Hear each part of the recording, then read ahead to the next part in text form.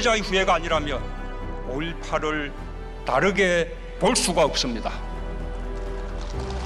아빠와 엄마는 지금도 참 행복하게 살아계셨을 텐데.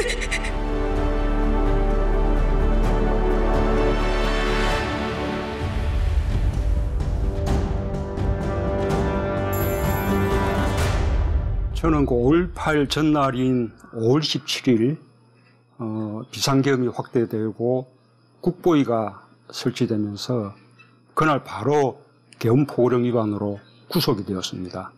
그래서 청량리 경찰서 유치장에 수감이 되었던 중에 저를 조사하던 경찰관들로부터 그 소식을 들었습니다. 당시 그 경찰관들은 계엄군이 광주에 투입된 그에 대해서 상당히 비판적인 그런 생각을 가지고 있었고, 그래서 계엄군의 발포로 많은 광주 시민들이 사상을 당한 사실, 이런 사실들을 제게 경찰 정보망을 통해서 이제 올라오는 소식들을 매일매일 전해주었습니다. 나중에 석방되고 난 이후에 보니까 그런 사실들은 거의 보도되지 않았고, 오히려 반대로 폭도들의 폭동인 양 그렇게 이제 왜곡되어 있다는 사실을 이제 알게 되었습니다. 그러니까 저는 광주 바깥에서는 어떻게 보면 가장 먼저 광주의 진실 그런 것을 접했던 사람 중에 한 사람이라고 할 수 있습니다.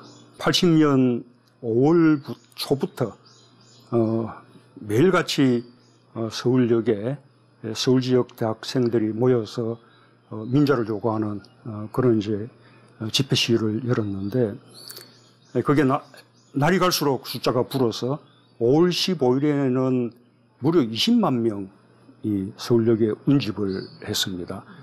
그런데 이제 그 상황에서 군이 투입될 것이라는 그런 이제 소문이 쫙 퍼졌는데, 그러자 당시 그 집회를 이끌고 있던 서울 지역 각 대학 총학생의 회장단들이 해산을 결정을 했습니다. 그게 이른바 이제 서울역 대회군이라고 이제 부르는 것인데요. 나는 그때 경희대 복학생 대표였는데, 나뿐만 아니라 대체로 복학생 그룹들은 민주화로 가기 위한 마지막 관문이 이제 군과 맞서는 것이기 때문에 군이 투입되더라도 사적생의 각오로 맞서야 한다. 그 고비를 넘어야 민주화를 이룰 수 있다.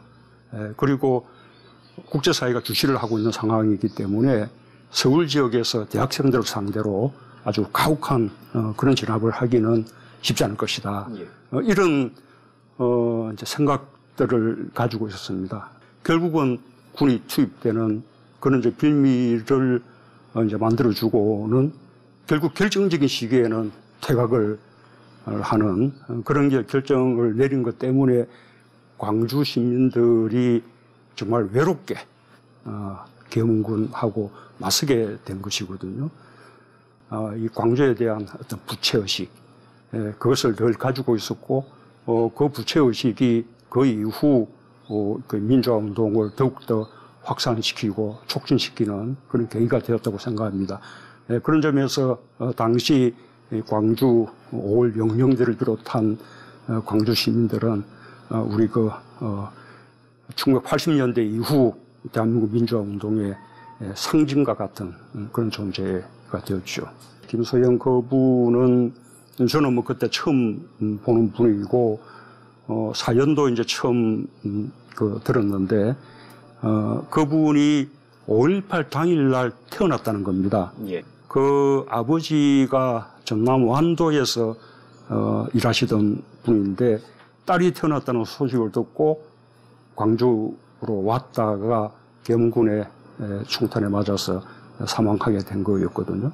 그래서 김소영 씨가 주도서를 하면서 자신이 태어나지 않았었다면 엄마 아빠가 지금도 행복하게 잘 살고 있지 않을까, 이런 이제 사연을 주도서에 담았는데, 그 주도서를 들으면서 누구나 눈물을 흘리지 않는 사람이 없었죠. 저도 눈물이 나는 것을 이렇게 막을 수가 없었고요. 그래서 그분 추도소 마치고 난 이후에 그냥 위로하는 말이라도 조금 건네겠다 생각하고 이제 무대로 나섰는데 대통령이 갑자기 예정이 없이 무대로 쪽으로 나가니까 우리 경호하는 사람들도 아주 당황했다고 하고 김소영 씨도 그 사실을 알지 못한 채 무대를 이제 벗어나고 있었기 때문에 제가 한참을 뒤에서 부르면서 쫓아가서 이제 가서 안아드렸는데 이분이 어깨에 얼굴을 묻고 그냥 막 펑펑 흐느끼는 겁니다. 아마 이제 그런 모습들을 보면서 어떤 유족들의 슬픔 또 광주 시민들의 아픔 이런 부분에 대해서 광주 시민들이나 또 전 국민들이 함께 이제 좀 공감한 것이 아닐까 그렇게 생각합니다.